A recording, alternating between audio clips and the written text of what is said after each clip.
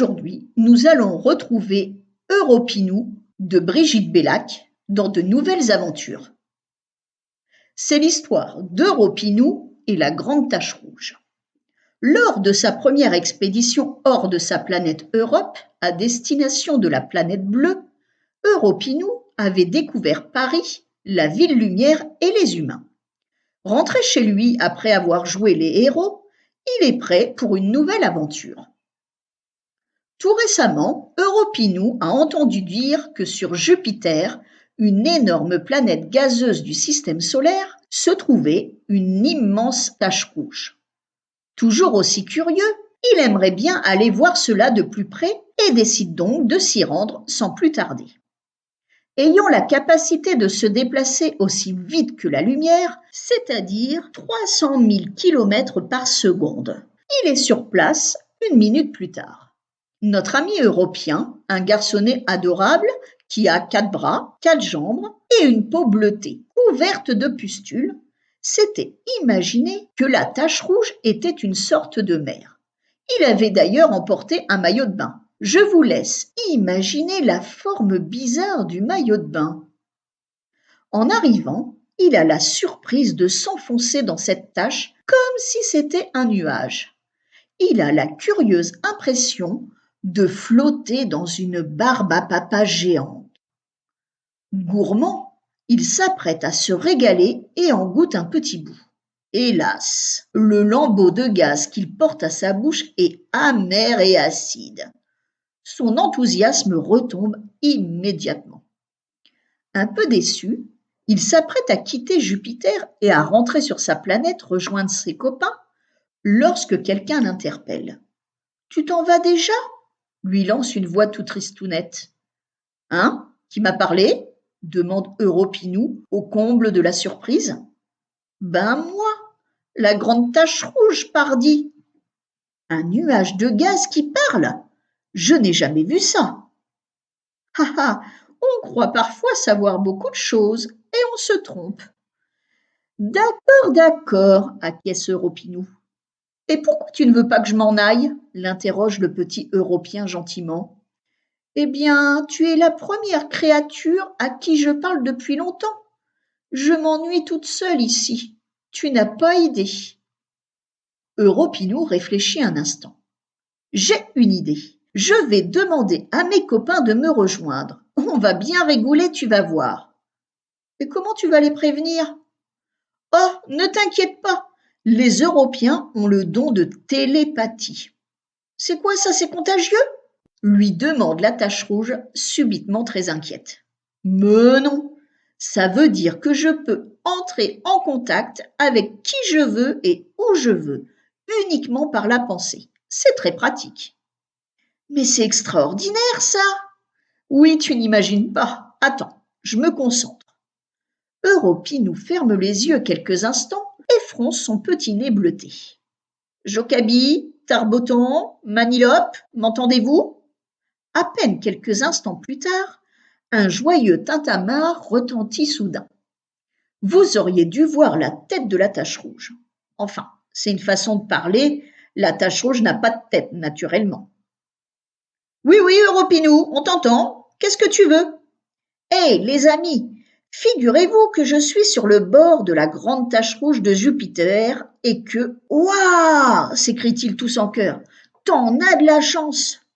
J'ai besoin de vous. » « Pourquoi faire ?» demande Jacobi, le plus curieux de la bande. « Il n'y a personne ici et la grande tache rouge s'ennuie toute seule. Je lui ai promis de vous faire venir tous les 3 pour que nous la fassions rire un peu. Allez, venez, on vous attend avec impatience. » Survient alors un grand mouvement tournant, comme un vent violent rugissant qui fait presque tomber Europinou à la renverse. Et soudain, ces 3 amis sont là, encore un peu secoués par leur voyage. Tout le monde s'embrasse et se donne des grosses bourrades dans le dos. Avec 4 bras, pour chacun, ça en fait des coups d'amitié. Les nouveaux arrivés admirent l'énorme nuage de gaz dont les couleurs rouge-orangé se mêlent harmonieusement à des entrelacs de couleurs nacrées. Tarboton, le plus poli, est le premier à se préoccuper de la tache rouge qui s'étend là, à ses pieds. « Bonjour madame, alors comme ça, vous vous ennuyez ?»« Terriblement, si vous saviez, mais je sens que grâce à vous quatre, je vais bien m'amuser maintenant. Alors, que comptez-vous faire pour me distraire ?» Les quatre amis se regardent, tout à coup très embêtés. «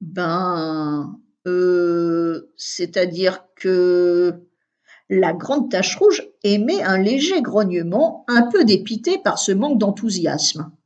C'est alors que Ropinou a une idée. Il se penche vers elle. « Aimez-vous les chatouilles ?»« Je ne sais pas ce que c'est, » répond-elle d'un ton pas très engageant. « Voilà ce que je vous propose. Écoutez-moi les copains. On va tous sauter dans la tache rouge et bouger nos bras et nos jambes très très vite. Ça va lui faire des guilis incroyables. Elle va rigoler comme une folle, c'est sûr et certain. »« Ouais !» hurlent les amis de notre héros, prêts à sauter dans la seconde qui suit. La grande tache rouge a un mouvement de recul. « Non !» crie-t-elle brusquement. « Je ne veux pas de guilis, je ne sais pas ce que c'est. » Les petits Européens se regardent mutuellement en se disant que cette tache rouge est bien difficile à satisfaire et qu'elle ne sait vraiment pas grand-chose si elle ne connaît ni les chatouilles ni les guilis. « Bon, alors, qu'est-ce qu'on fait ?» lâche mollement Tarboton. « Je sais !» s'écrie Jocabi. « On va lui raconter une histoire. Une belle histoire pleine de rebondissements et de… Je ne sais pas ce que c'est qu'une histoire, mais je n'ai pas l'impression que ça va me plaire. » Les quatre amis soupirent longuement. Europinou claque alors tous ses doigts, ce qui fait un joli bruit de castagnette. Il s'écrie : « J'ai trouvé !»« Quoi donc ?» l'interroge la grande tache rouge, déjà inquiète. « On va vous transformer en arc-en-ciel.